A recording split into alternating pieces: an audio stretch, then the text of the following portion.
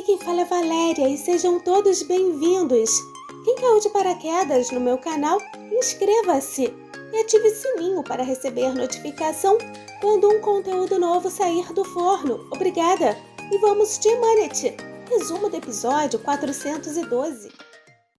Yamã levou Zia para casa e todos já o aguardavam. Florzinha o abraçou, mas Zia estava muito chocado. Duigu foi atacada, mas Ali a salvou e ainda pediu que Firat e Ibo fossem atrás da mulher. Ali, para noivar, tem que chamar as 3 forças, pois é, Exército, Marinha e Aeronáutica. Perdeu Quiraz ao fazer o pedido e agora Duigu quase partiu. Agora eu vou falar uma coisa para vocês, hein? Ali deu um socão na mulher que eu não sei até agora como ela conseguiu levantar e correr. Meu Deus do céu! Florzinha entrou no quarto do Zia dizendo que ficou com muito medo que algo acontecesse a ele e que rezou para que Deus o protegesse e que felizmente Deus tinha ouvido suas orações. Ela disse que ele deveria estar cansado, pedindo que ele trocasse de roupa e descansasse. Florzinha queria saber se ele queria algo e se ela poderia fazer alguma coisa por ele. Zia respondeu que só queria ir para a cama e Florzinha disse que voltaria mais tarde para vê-lo. Em seguida, Yamã entrou e sentou-se ao lado do irmão, ciente de que ele estava cansado, porém precisava saber de detalhes de como tudo aconteceu e Zia explicou como tudo ocorreu nos mínimos detalhes. Ele disse que estava assustado, sendo abraçado pelo irmão, que o confortava, dizendo que ele não iria permitir que ninguém o tocasse de novo. Em seguida, Yamã pediu que o irmão se trocasse e descansasse, mas Zia dizia que iriam matá-lo repetidas vezes. Yamã logo depois saiu e, ao se aproximar da porta, disse que eles seriam responsabilizados por aquilo, pedindo que o irmão não se preocupasse. Tão logo saiu do quarto, encontrou Seher, que estava preocupada com Zia.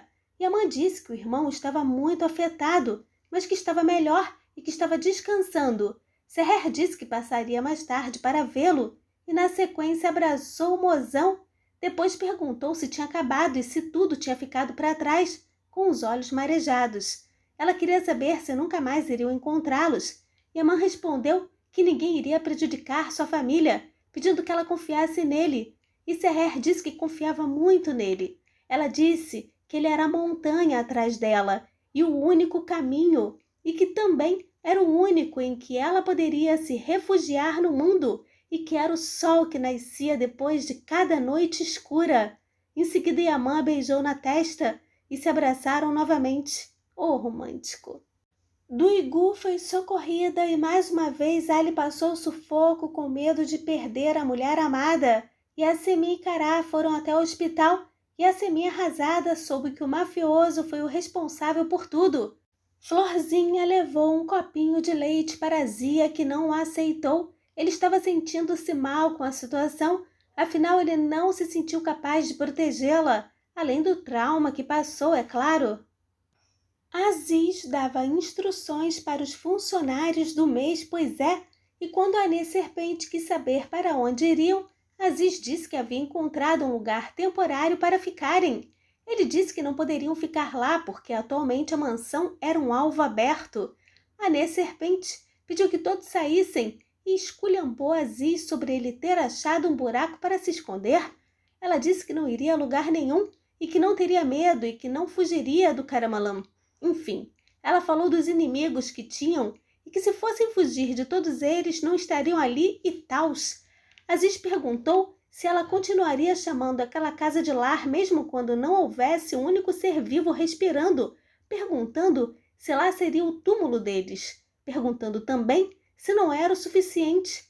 Ele perguntou também quantos Yarruolos ela iria enterrar e sobre quantas vezes ela iria chorar pela família. Enfim, foi uma conversa longa. O psicopata ouvia tudo. Depois, ele fez uma encenação apoiando a decisão do Aziz, que era o chefe da família. Na sequência, o psicopata pediu que a mãe fosse e ela obedeceu. O poder de persuasão do louco é forte. Após a mãe se retirar, Idris encenou para Aziz tamborete de forró e arruolo. Ele fingiu ser bonzinho em querer apenas proteger a família, admitindo seus erros e tals, inclusive em ter colocado Tamborete em uma situação difícil. Tamborete pediu que o irmão não tomasse decisões e atuasse em assuntos de família por conta própria a partir daquele momento. O louco deu o relógio do irmão do Yaman para Aziz como se fosse do irmão deles, que faleceu recentemente, e por coincidência tinha um Y de Yaman, que para Aziz ele disse que era a inicial do nome do irmão, que se chamava Ildirim, pedindo que Aziz usasse, e Aziz colocou. Tão logo Aziz se retirou, Idris, em pensamento, disse que agora tinha Aziz e que eles se transformaram em prisioneiros com uma sentença de morte pendurada no pescoço. Credo! Ele disse também que, quando Yaman visse o relógio que estava procurando no pulso do Aziz, o irmão não estaria mais vivo. Que horror! Yaman, em seu quarto diante do espelho, disse que iria acertar as contas antigas naquele dia com Aziz e ainda complementou que era para Tamborete de Forró esperar por ele. Quando descia a escada, recebeu uma ligação do Nedim com informações sobre a fuga dos Yarruolos, pois dizendo que não conseguiu alcançá-los. Yaman disse que então Aziz ficou com medo de lutar, pedindo que Nedim o encontrasse para ele, não importando em que buraco ele se encontrava. Em seguida, Seher apareceu, perguntando se a mãe estava saindo. Ele disse que ia trabalhar, mas tinha sido cancelado e que estaria lá por enquanto. Seher disse que estava feliz e que todos na mansão precisavam da presença dele naquele dia, perguntando em seguida se poderia fazer um café para eles, sendo aceito pelo Tudão. Em seguida, Yusuf desceu as escadas, se aproximando do tio para dizer-lhe que tinha sonhado. Ele disse que seu pai também estava no sonho e que estavam jogando juntos e que o pai tirou o relógio do pulso e deu para ele, explicando como o pai tinha dito. Yusuf disse que usava o relógio, mas que era muito grande, porém o pai disse: "Não importa, mantenha, você vai ouvir o relógio." Em seguida, Yusuf perguntou sobre a foto em que o pai estava com o referido relógio, querendo saber se o tio tinha aquele relógio. Yaman respondeu que não conseguiram encontrá-lo, perguntando se o sobrinho queria um relógio novo.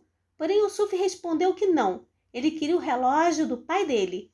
Yaman, sem saber o que fazer, lembrou das abotoaduras do pai da criança, dizendo em seguida que poderia dar-lhe, se ele quisesse. Yusuf vibrou de alegria, dizendo que sim, claro, que iria ser perfeito. Na sequência, Yusuf disse que iria contar para a tia sobre o sonho que teve e saiu. Florzinha conseguiu contornar a situação psicológica do Zia com palavras muito amorosas e tudo ficou bem entre eles, com um abraço bem apertado ao final. Na realidade, Zia não se sentia capaz de cuidar dela por conta dos problemas dele. Durante o cafezinho, Seher disse para Mozão que tinha ficado muito chateado ao ver Zia, mas que felizmente ele estava melhor naquele momento e que ele tinha voltado a falar com a Florzinha novamente e que estava tudo bem e que via o sorriso no rosto dele. E a mãe somente ouvia.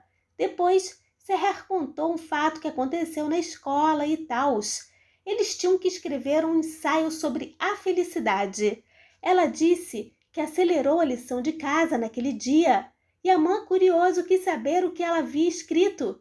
Seher disse que iria dizer, mas pediu que ele prometesse que não iria rir, e a mãe prometeu.